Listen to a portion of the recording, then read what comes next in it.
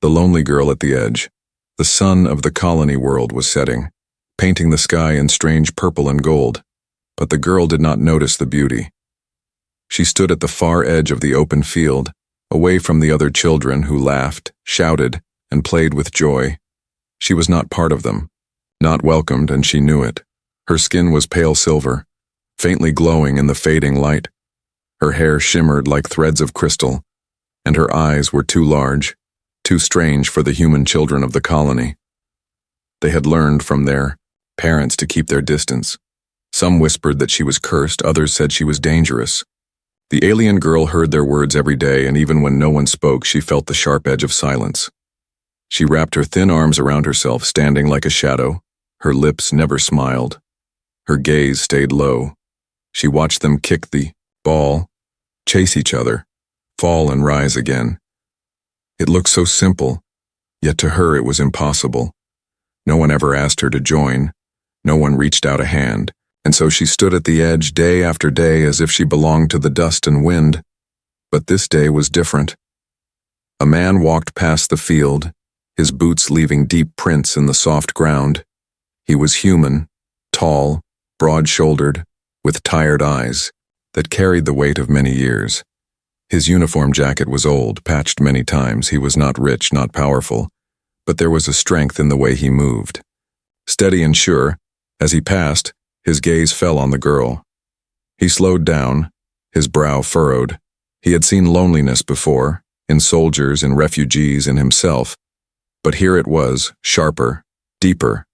The child stood like a ghost no one wanted, and it stirred something inside him. He stopped near the fence, pretending at first just to watch the children play, but his eyes kept drifting back to her. Why was no one speaking to her? Why did she stand alone, as if she had no right to exist among them? The girl felt his eyes on her and stiffened. Her heart raced. Was this another cruel look? Another reminder that she was different? She pulled her arms tighter, wishing she could disappear into the shadows of the field. The man tilted his head slightly. His instinct told him this was not just shyness. This was isolation. The kind that breaks a person slowly, piece by piece. He remembered war camps, children hiding behind wreckage, and he felt his jaw tighten. For a moment he hesitated. Should he step forward? The colony was full of gossip, and he knew what people might say if he approached her. Humans had long memories, and the scars of old wars with alien species still burned in whispers. But then he saw her eyes, vast, silent pools that carried a storm of hurt. She was too young to carry such weight, too young to look so empty, and in that instant, the choice was made. He left the fence and walked slowly toward her. His boots crunched against the dry ground. The other children barely noticed. They were too busy with their games. But the girl noticed, her eyes widened, her breath caught. No one had ever walked toward her before, not like this. She took a step back, her thin frame trembling. "Don't," she whispered softly, though. The word was almost lost in the wind. She had been pushed away so many times she was sure this man would only add to her pain, but he stopped a short distance away, far enough not to frighten her, close enough to be heard. His voice was calm, steady, the kind of voice that could soothe a wild animal. "What's your name?" he asked. The girl blinked. Her name? No one asked that. No one cared to know. For a moment she wondered if she had heard wrong. Her lips parted, but no sound came. She looked down, clutching her arms tighter. He waited, not pushing. The silence stretched, filled with the sound of children's laughter in the distance. Finally, in a voice so faint it was almost a breath, she whispered, "Lyra." The man smiled, a small but genuine smile. "Lyra," he repeated, tasting the word as if it mattered, as if it was worth remembering. And to her surprise, he did not laugh, did not mock. His eyes only softened. She raised her gaze for just a second, and for the first time in years, someone was looking at her not with fear or disgust, but with simple kindness. Her heart shook inside her chest. She did not know why this human cared. She did not know what it meant, but something unfamiliar stirred deep within her. It was fragile, trembling, almost like hope, and for the first time, standing at the edge of the field, she did not feel completely invisible. The next day came quietly, the colony waking up to the usual rhythm of trade and chatter. Children once again ran to the open field, their voices sharp in the morning air. They carried the same ball, wore the same smiles, and formed the same circle that always excluded her. And once again, Lyra stood at the edge, her arms folded tight as if the act could protect her heart. Her silver skin caught the sunlight, making her shine in a way that made her even more different. She had learned to accept this routine: watch, never join, breathe, and survive. But this day was not the same. The human man from before appeared, again walking past the field as if by chance. He carried no weapon, no burden on his shoulders except the invisible kind. The moment he saw her, he slowed, his eyes softened. He remembered her name, Lyra, he called gently. The girl froze, her heart skipped. No one ever said her name like that, like it belonged. She turned her face away, certain the others would laugh if they heard. But the children were too busy with their game, and his voice carried only to her. She looked at him from the corner of her eye. He was not leaving, not mocking. He was waiting. He crouched slightly, lowering himself so his height would not frighten. "Person, I thought maybe you'd like to sit with me," he said.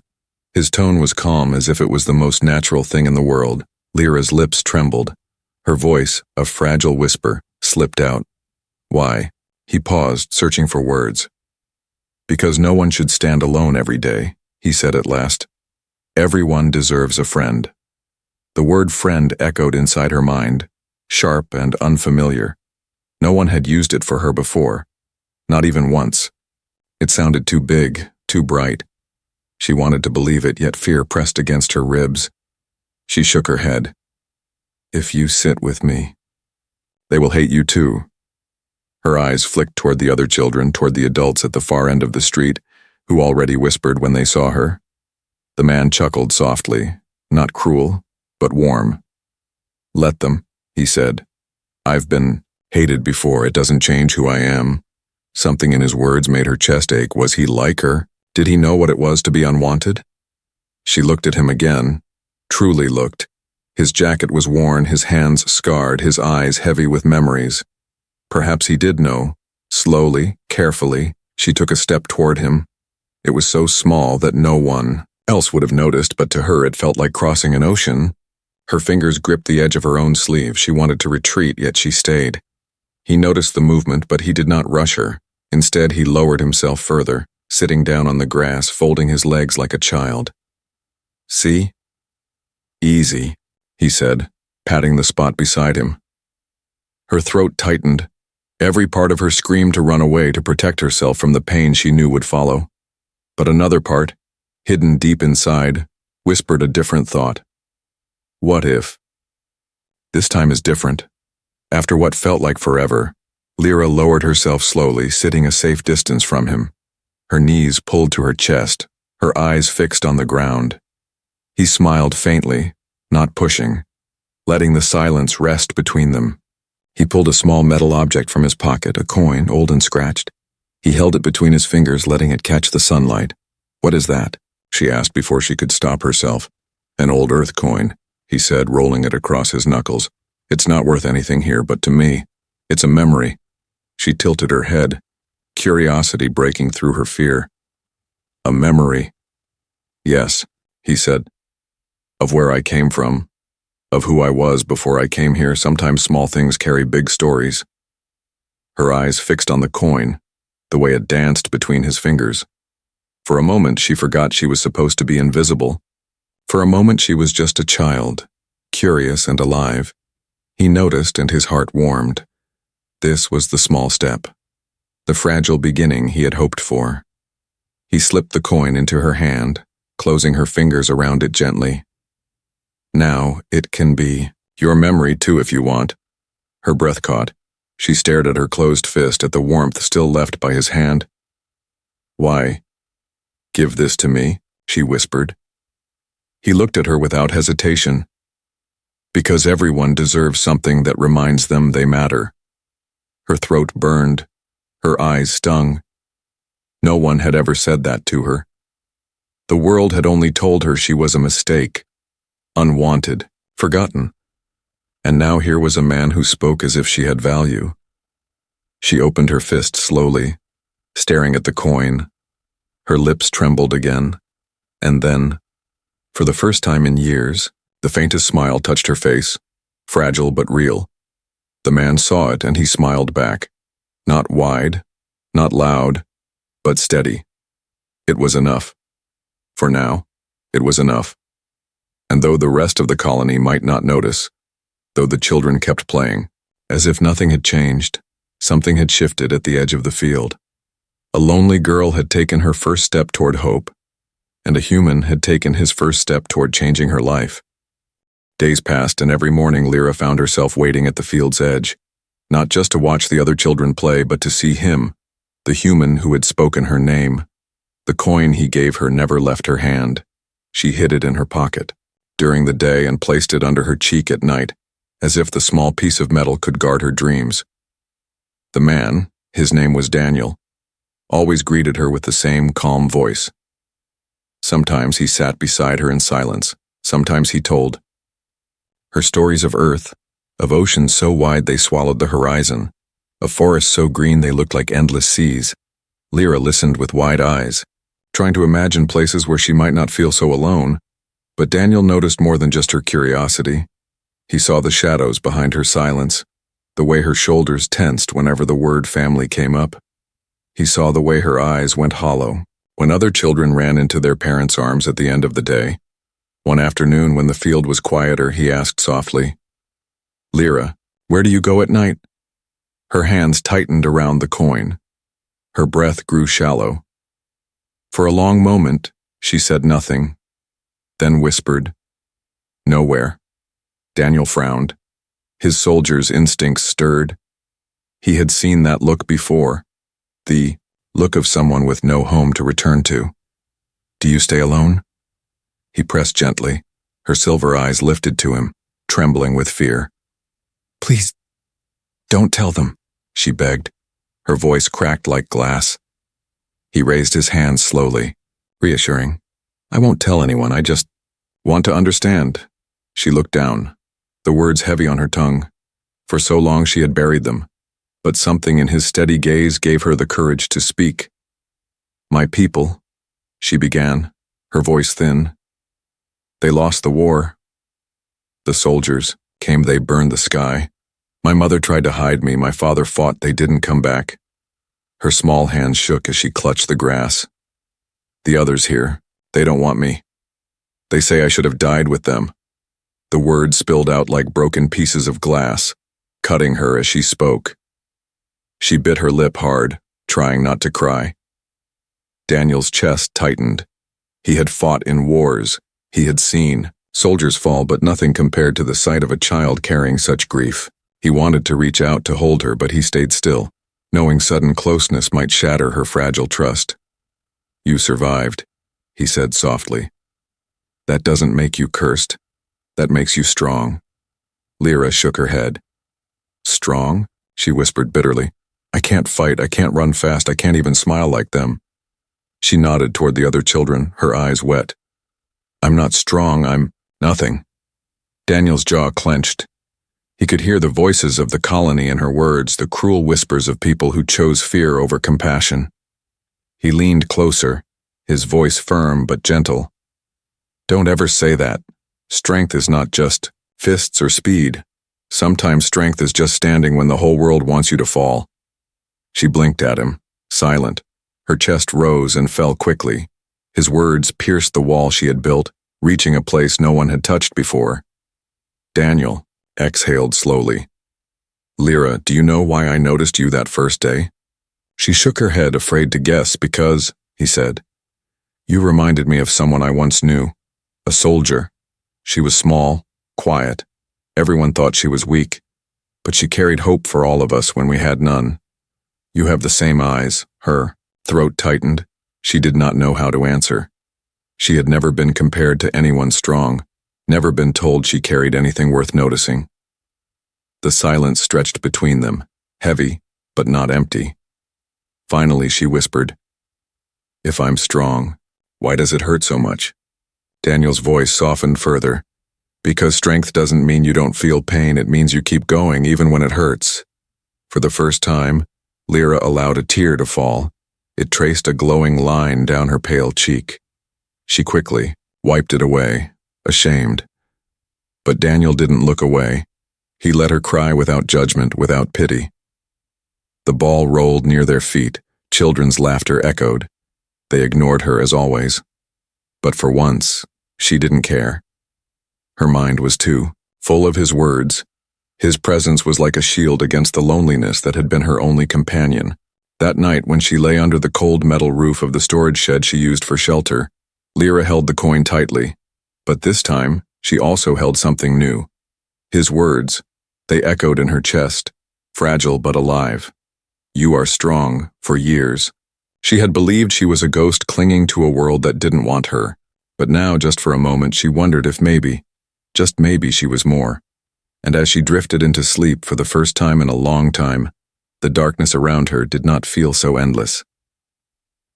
The colony morning was busy, traders shouting prices, machines humming, and children running across the dusty street. But in the middle of all this noise, Lyra still walked like a shadow, keeping her eyes down, clutching the old coin in her pocket. She always carried it. The coin was nothing to others, just a piece of scratched metal. But to her it was proof that at least one person saw her, one person spoke her name without disgust. That one person was Daniel, the human who kept showing up, the only one who didn't treat her like a ghost. That day he found her sitting alone on a broken fence near the field. She was staring at the ground, lost in thoughts she never shared. He walked over, boots crunching softly, and sat down beside her. "Not too close, not too far. You look tired," he said gently. "I didn't sleep much," she whispered, not looking at him. "Nightmares?" he asked. She gave a small nod. Her thin shoulders trembled. Daniel didn't push further. He knew war left scars that appeared in dreams as much as in waking life. Instead, he reached into his jacket pocket and pulled something out. "Here," he said, holding it in his palm. Lyra blinked, surprised. It was small, just a piece of folded paper tied with a bit of string. Her first instinct was to shake her head. I can't take things," she whispered. "People will say—" "Let them talk," Daniel interrupted softly. "This is for you, not for them." Her hands hesitated, trembling as if touching it might burn her. Finally, she reached out slowly and took it. Her fingers brushed against his rough skin for half a second, and she pulled back quickly, clutching the gift. She untied the string with careful fingers.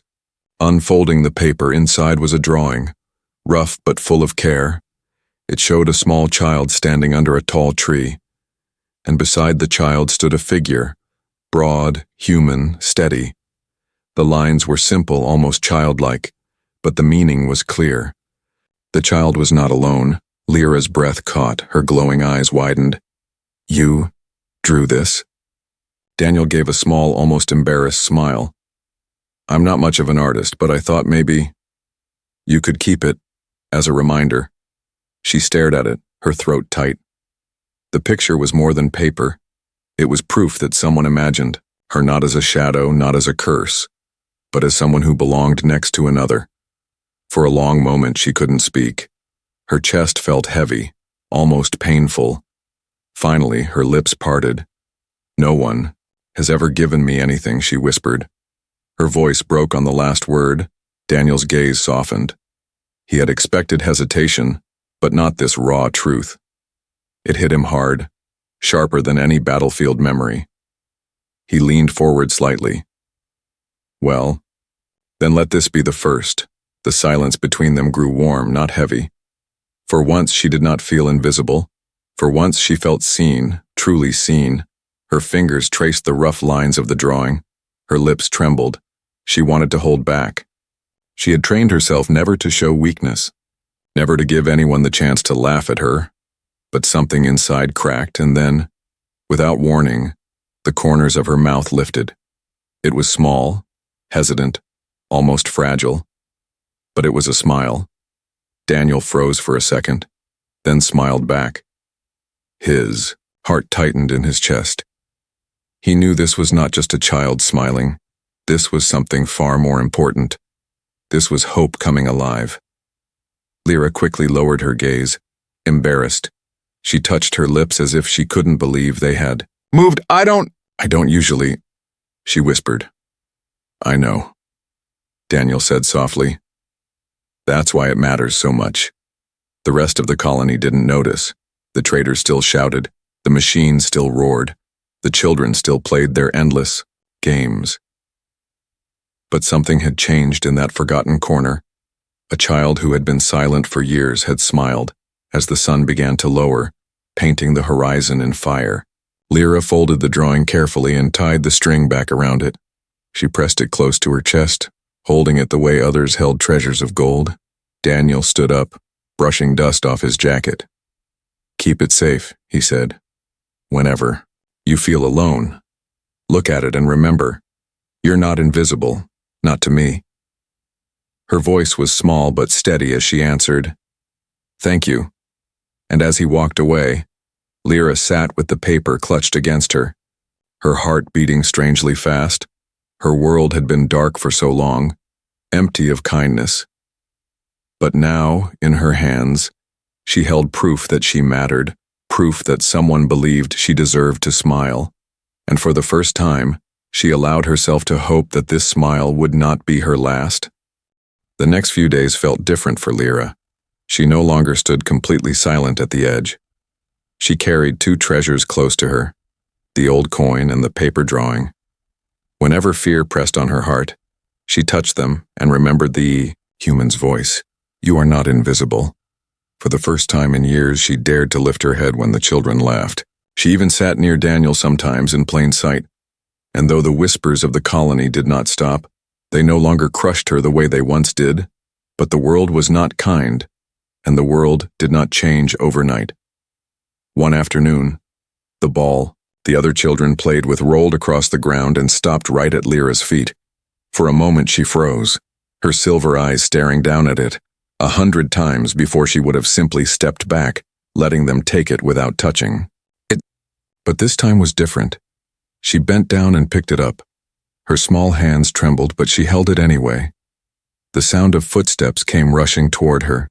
3 children older than her stopped in front of her, their eyes filled with scorn. Give it back, alien, one sneered, spitting the last word like poison. Lyra clutched the ball tighter, her breath shook.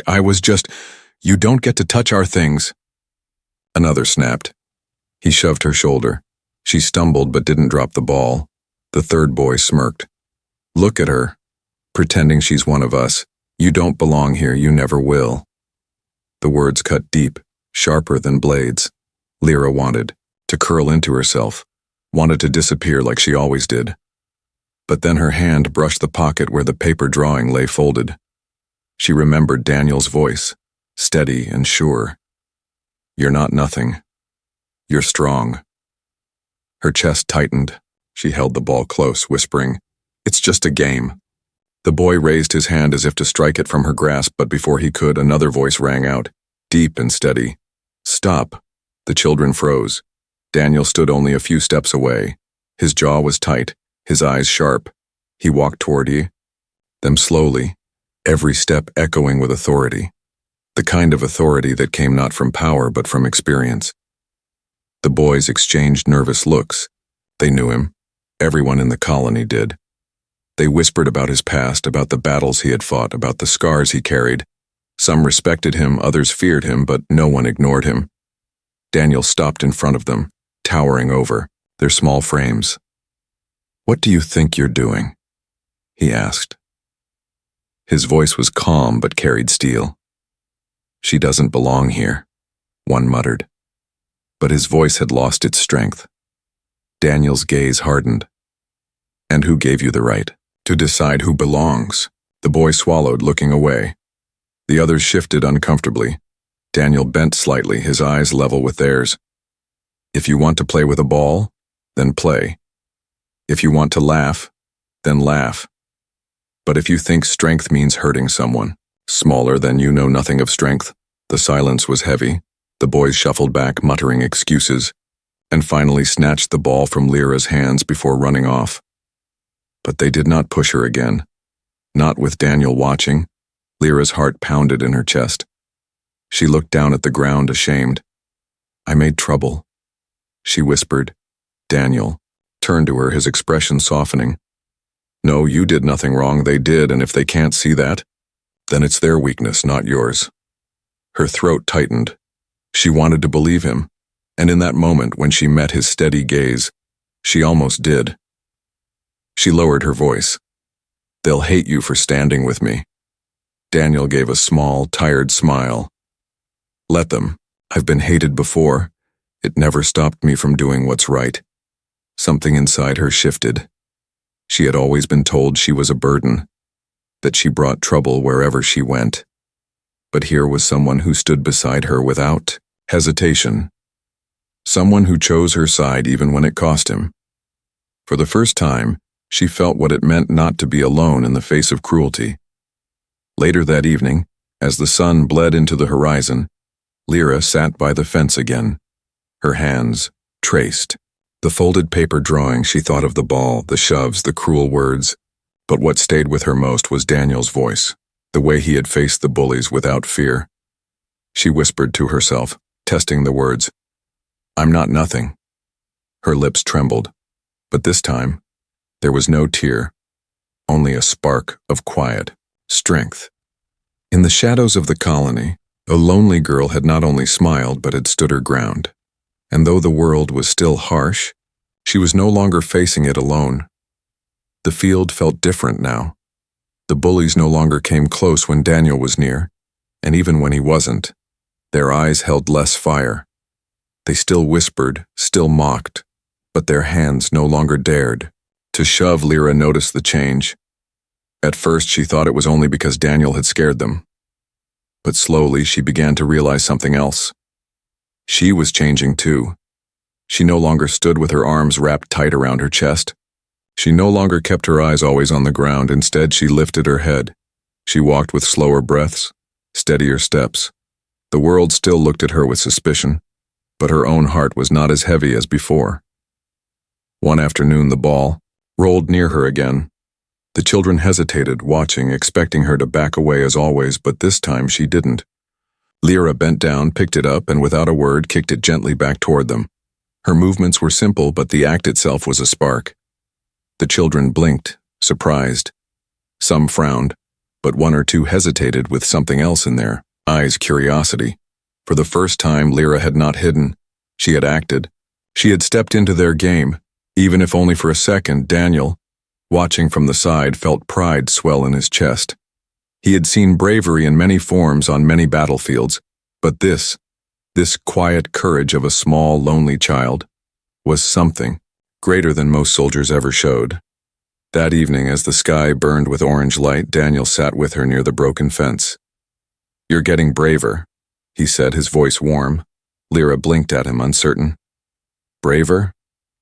He nodded. "Yes, you didn't run today. You faced them. That takes strength." She looked away, her cheeks warm. "It was only a ball." He shook his head. "It wasn't about the ball. It was about you, choosing not to be afraid." Her lips trembled. She didn't know how to accept praise. Her whole life had been filled with only scorn. Still, deep inside, something flickered, something she had buried long ago. Belief. The next day brought another test. The children were building a small tower of stones for their game. But one heavy stone rolled away, landing near her. She hesitated, the old fear rising, but then she took a step forward, bent down and carried it back to them. Her thin arms shook with the weight, but she managed to place it on the pile. For a moment, silence fell. The children stared. One muttered, "Why is she helping?" Another shrugged. She can, if she wants." And then the game continued. Lyra stood there stunned. They hadn't pushed her away, they hadn't shouted, they had simply accepted her small action. Her heart beat fast, her chest felt light. It was the first time she had done something with them instead of apart. That night, under the dim light of the shed, she whispered to herself, "I can do more." The next morning proved her right. When one younger child tripped in the dust, scraping his knee, the others laughed. But Lyra moved before she thought. She knelt, pulling a scrap of cloth from her pocket, and tied it gently around his cut. The boy looked at her with wide eyes, not mocking but surprised. "Thank you," he said softly before running off. Lyra sat back, her hands shaking. She had not expected thanks. She had not expected anything. But those 2 words filled her more than any treasure ever could. Daniel saw it all. His heart ached with pride. He had only offered her kindness, but she had taken that seed and made it grow into courage. "See," he told her later. "You have strength inside you more than you know." She looked at him with trembling eyes. I feel different." "You should," he said, smiling. "Because you're not the same girl who stood at the edge anymore. You're stepping forward now."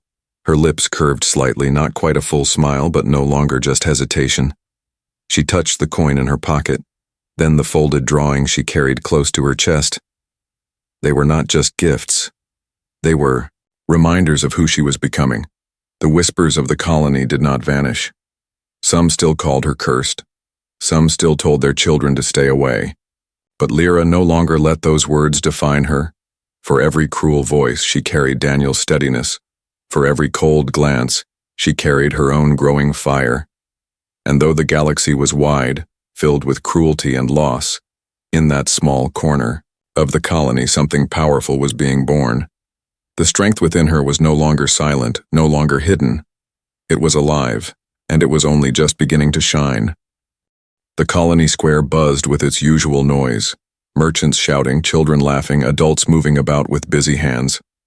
But something in the air had changed, something subtle yet powerful. Lyra was no longer just the lonely girl at the edge.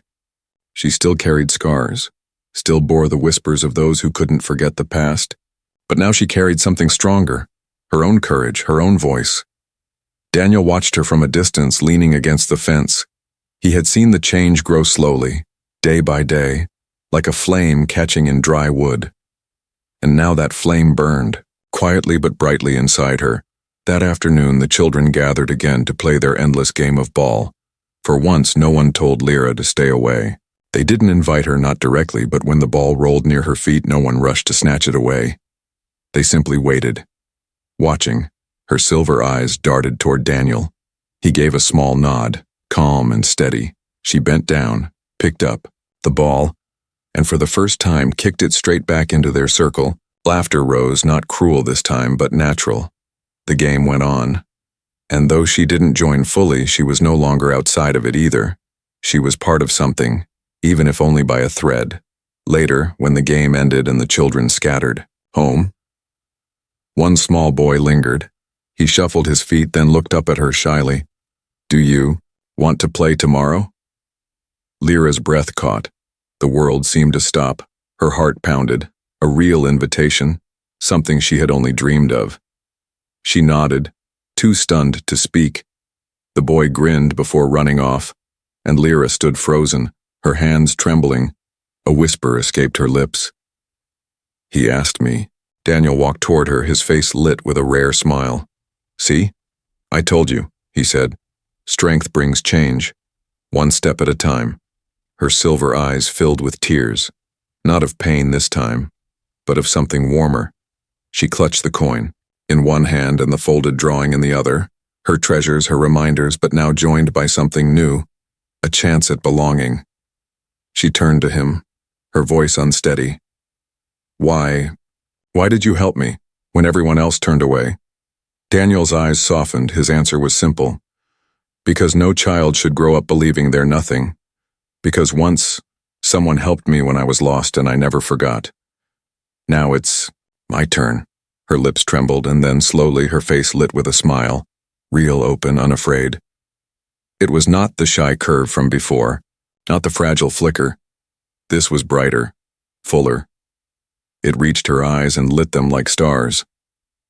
Daniel's chest tightened. He had seen victory smiles on battlefields, relief smiles from rescued refugees, but nothing compared to this. A child, once buried in silence, was now blooming before his eyes.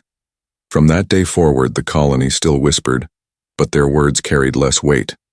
For every cruel glance, there were small acts of acceptance.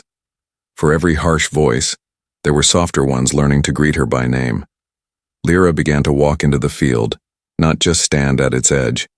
She began to speak louder, to laugh softly, to carry herself not as a ghost, but as a living soul. And each time she stumbled, each time fear tried to drag her back, she had Daniel's steady voice and her own growing strength to guide her forward. Years later, people might forget the coin, the drawing, the ball in the dust, but they would not forget the girl who once stood alone, silent and unwanted, and who now walked with light in her eyes. And Lyra would never forget the human who gave her that first reason to smile. For sometimes, saving the galaxy doesn't begin with warships or empires. Sometimes it begins with a quiet act of kindness, a hand offered instead of turned away, a voice that says, "You matter." And so the lonely alien girl was lonely no more. Her smile remained, bright and unshaken, a reminder to all who saw it that humanity's greatest power was not its weapons, but its heart. She had found her reason to smile forever, and the human who gave it to her knew he had found something just as rare: hope, reborn in the eyes of a child.